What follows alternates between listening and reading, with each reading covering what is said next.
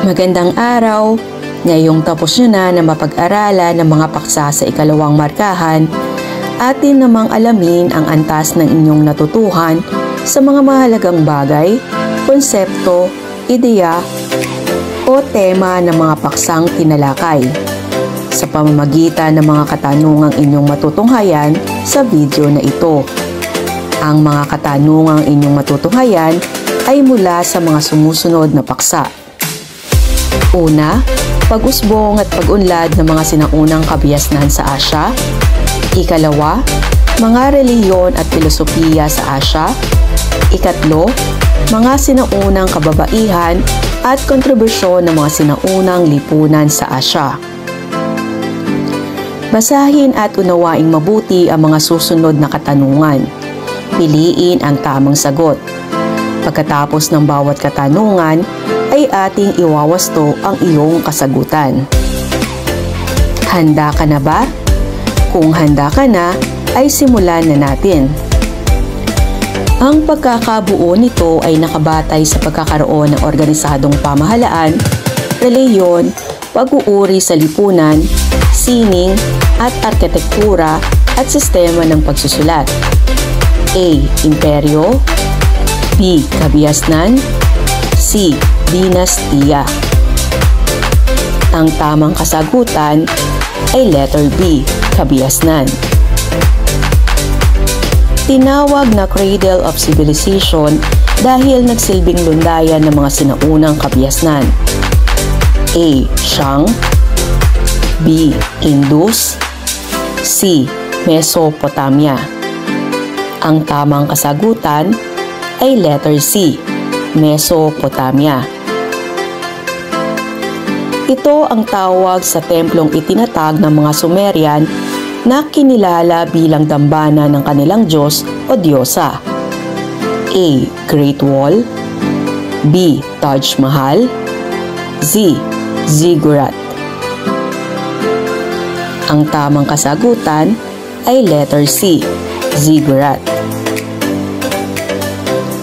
Ito ang tawag sa mga tortoiseshell at cattle bone na ginagamit upang mabatid ang mensahe o saloobin ng mga Diyos ng mga Tsino. A. Bricks. B. Oracle bones. C. Clay tablet. Ang tamang kasagutan ay letter B. Oracle bones. Saan matatagpuan ang kabias ng Shang? A. Ilog Huanghe. B. Ilog ng Tigris at Euphrates. Letter C. Lambak ilog ng Indus at Ganges. Ang tamang kasagutan ay letter A. Ilog Huanghe. Ito ang nabuong sistema ng pagsulat sa kabias ng Indus. A. Calligraphy. B. Sanskrit. C. Pictogram. Ang tamang kasagutan ay letter C. Pictogram. Ito ang batayang salik sa pagbuo ng kabiasnan. Ang nangangahulugang pagsasali ng ideya o kaalaman sa pamamagitan ng letra at simbolo. A. Relihiyon. B. Pag-uuri sa lipunan. C. Sistema ng pagsulat.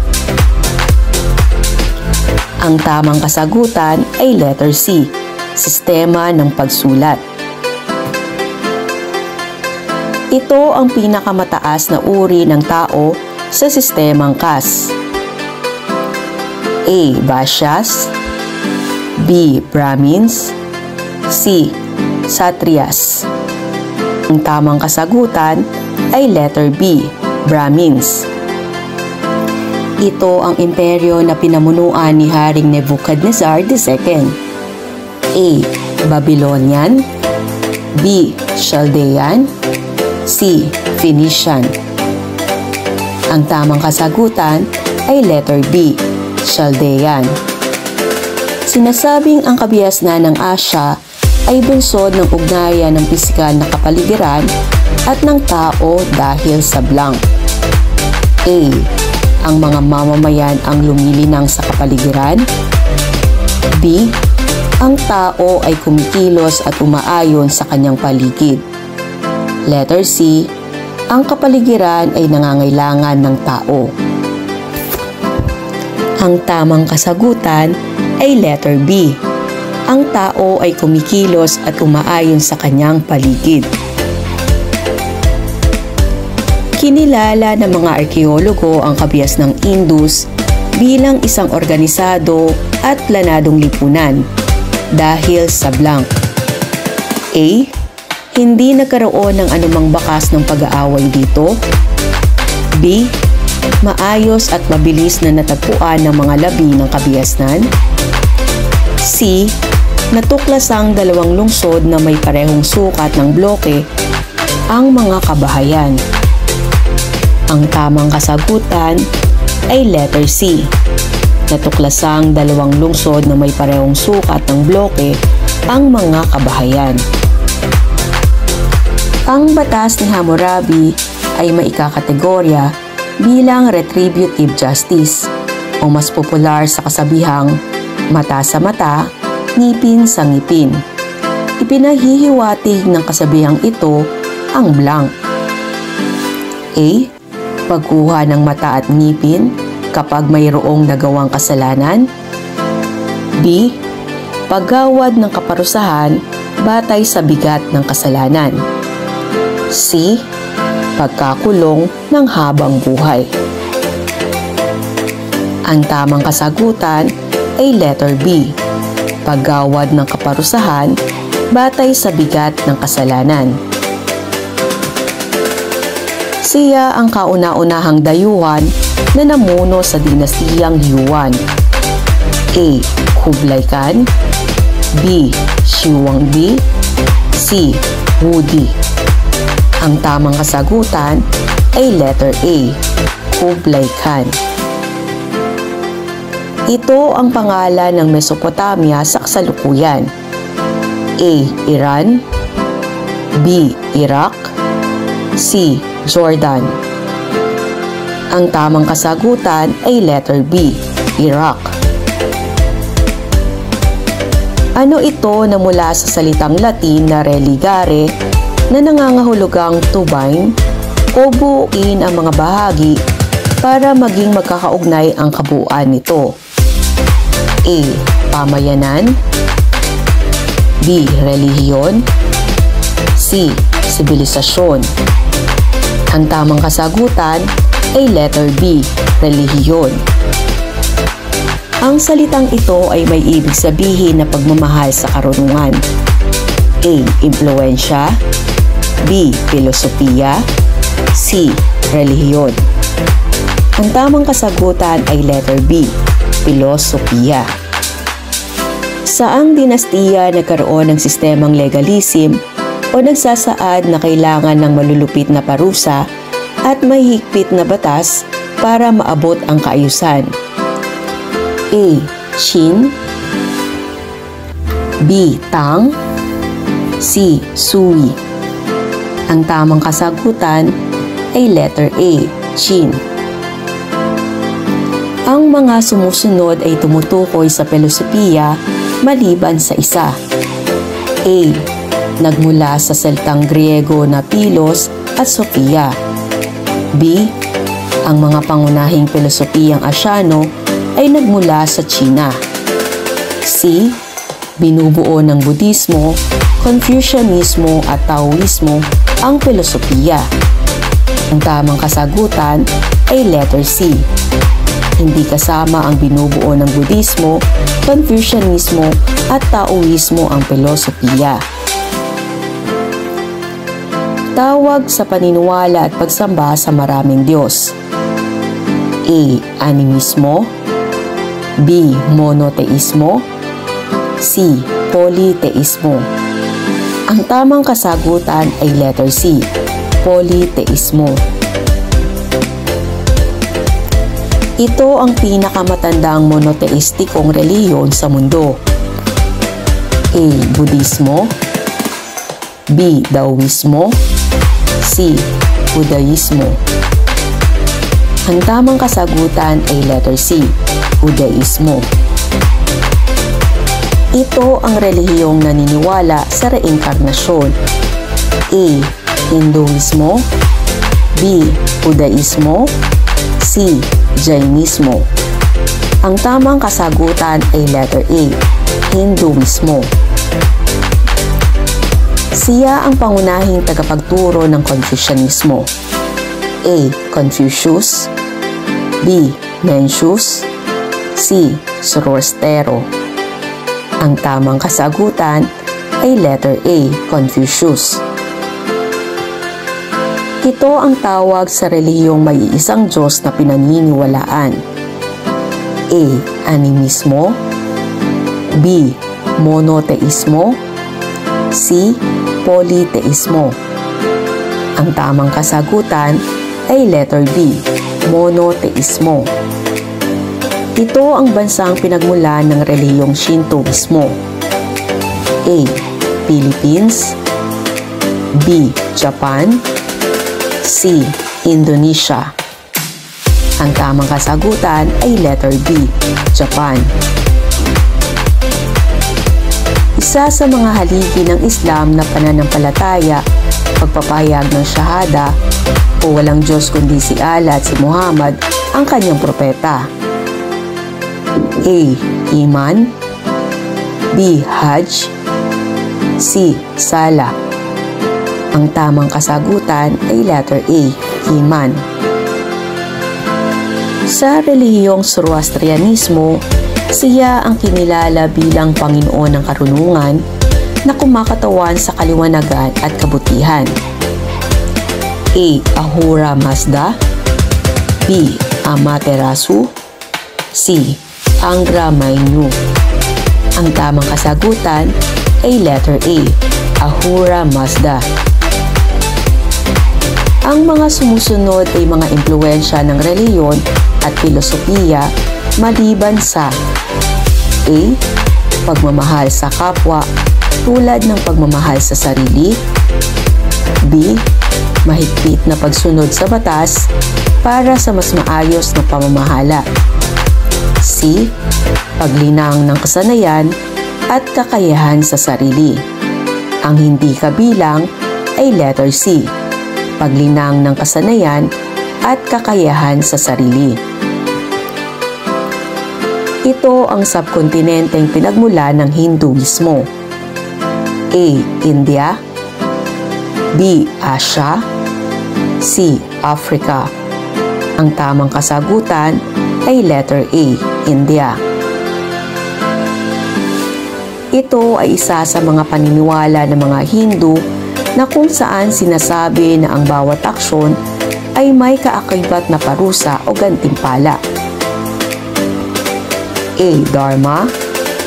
B. Nirvana. C. Karma.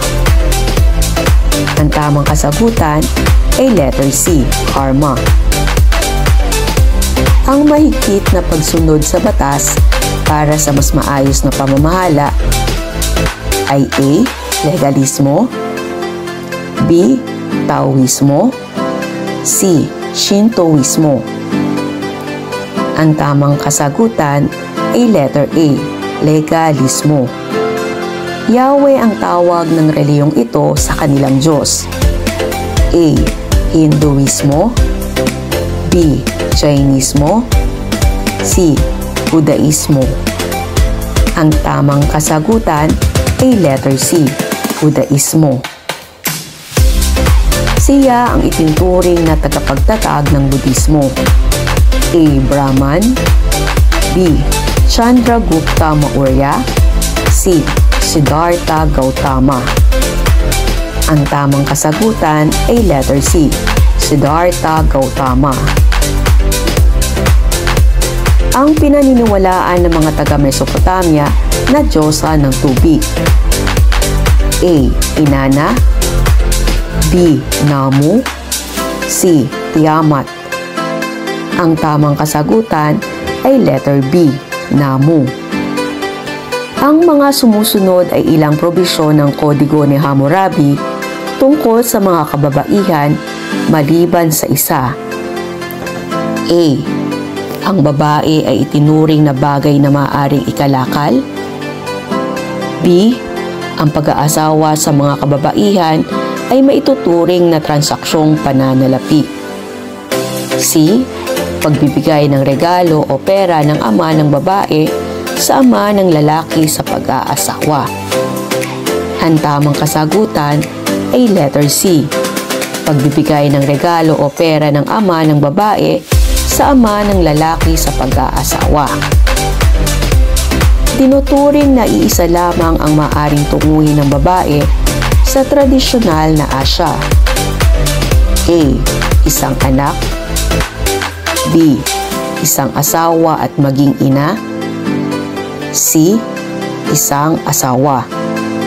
Ang tamang kasagutan ay letter B. Isang asawa at maging ina. Sa Hinduismo, bilang patunay ng pagmamahal sa asawang lalaki, ang asawang babae ay inaasahang tumalon sa funeral pyre o apoy na sumusunog sa labi ng kanyang asawa.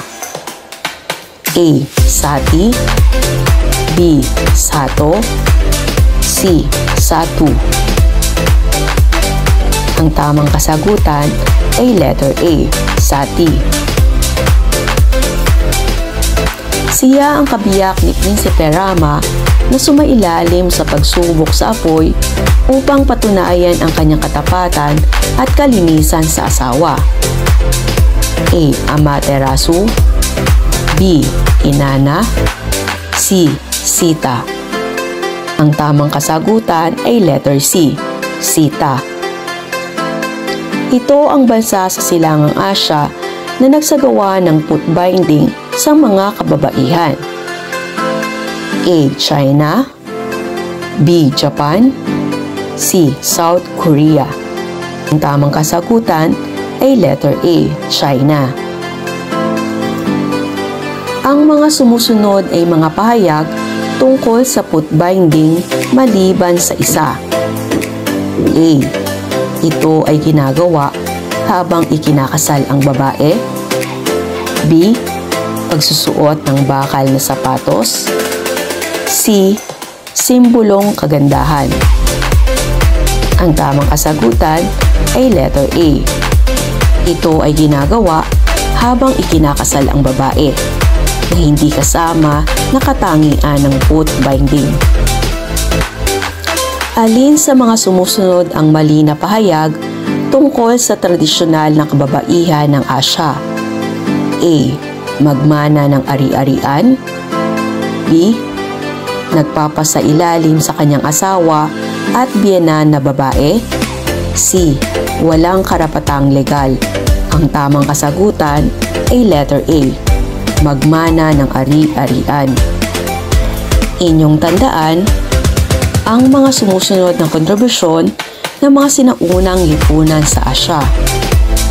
Ziggurat ang nagsilbing tahanan at templo ng patron ng isang lungsod. Cuneiform ang kauna-unahang sistematikong paraan ng pagsulat sa buong daigdig na ang ibig sabihin ay hugis sinsel. Sexagesimal system ay ang prinsipyong nauukol sa pagbibilang sa pamamagitan ng 60. Cartography, ito ay ang paggawa ng mapa. Ang epiko ng Gilgamesh ang itinuturing na kauna-unahang akdang pampanitikan sa buong daigdig. At ang kodigo ni Ur-Nammu ay isa sa kauna-unahang batas sa daigdig. Si Haring Sargon I ang pinakamahusay na pinuno ng mga Akkadian. Ang Akkad din ang unang imperyong naitatag sa Mesopotamia.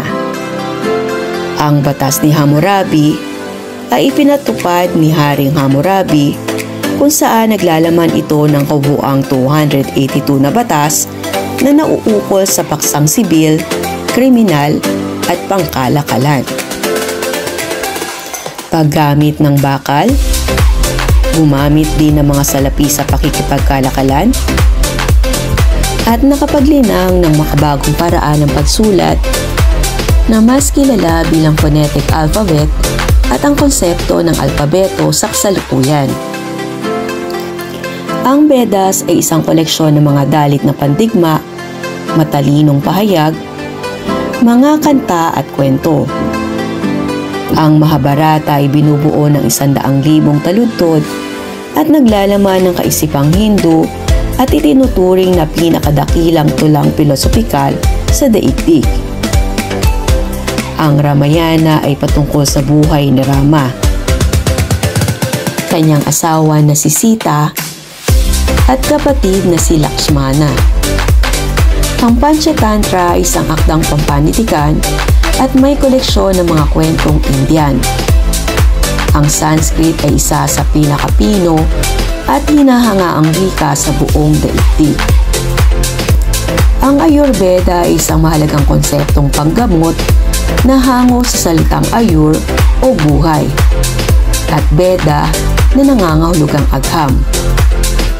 Mga iba pang ambag sa kanlurang Asya, gaya ng amputation, cesarean section at canal surgery, trigonometry at geometry, halaga ng pi at konsepto ng zero, physics, metallurhiya, chemistry, arkitektura, civil engineering, shipbuilding at navigation. Gayon din ang Angkor Wat sa Cambodia, Borobudur sa Indonesia, Bodhisattvas sa Afghanistan, Taj Mahal sa India, Hinduism, Buddhism, Sikhism at Jainism. Ang mga kaisipan at filosofiya ng mga Tsino ay nagmula sa bansang China, gaya ng Confucianism, Legalism at Taoism. Great Wall, ang seismograph na instrumentong nagtatala ng lindol. Ang acupuncture na isang sistema sa larangan ng medisina na ang isang manggagamot ay gumagamit ng karayom upang itusok sa balat ng tao. Ang katawan ng tao ay nagtataglay ng mga tiyak na punto kung saan hindi nakararamdam ang sakit ng tusok ng karayom. Naging ambag din nito ang paggamit ng papel at porselana, silk or seda, pagtatala sa bituin, planeta, kometa, sunspot at eclipse, magnetic compass, gunpowder, fireworks, at civil service examination. Ang block printing ay isang teknolohiyang ginamit upang mapabilis ang paggawa ng kopya ng anumang sulatin na nagbigay daan upang maabot nila ang ginintuang panahon ng literatura at sining. Mayroon namang ambag na Chanoyu o tea ceremony ang bansang Japan, landscape gardening gaya ng bonsai, origami, at ikebana. Ang Tale of Genji, Makura no Soshi o Pillow Book, Haiku, no, Kabuki, at Bushido. Inyong tatandaan na ang reliyon ay nagmula sa salitang Latin na religare, na may kahulugang to bind o buuin ang mga bahagi para maging magkakaugnay ang kabuuan nito. Ang mga pangunahing reliyon sa Asya ay ang Hinduismo, Budismo, Kristyanismo, Sikhismo, Zoroastrianismo, Jainismo at Shintoismo. Samantala, ang filosofiya naman ay mula sa Griegong salita na Philos at Sophia, na ang ibig sabihin ay pagmamahal sa karunungan. Binubuo ito ng Confucianismo, Taoismo at Legalismo. Ang relihiyon at filosofiya ay nakaimpluwensya sa politikal, ekonomiko at sosyal na mga Asyano. Makikita rin sa mga elemento ng yin at yang ang antas ng mga kababaihan sa sinaunang China. Sinasagisag ng yin ang babae at yang ang lalaki. Itinuring na iisa lamang ang maaaring tunguhin ng babae sa tradisyonal na Asya, ang maging isang asawa at maging ina. Bilang asawa, ang babae ay dapat maging isang tapat na kabiyak at dapat niyang pagsilbihan ang kaniyang asawa. Ang pinakamahalagang tungkulin ng mga babae ay magluwal ng sanggol na lalaki. Isa ring kaugalian sa Tsina ang concubinage o pagkuha ng asawang lalaki ng iba pang babae maliban sa kanyang orihinal na asawa. Maraming salamat sa inyong pakikinig. Hangad ko na nakatulong ang video na ito bilang paghahanda sa inyong darating na pagsusulit. Hanggang sa muli, paalam!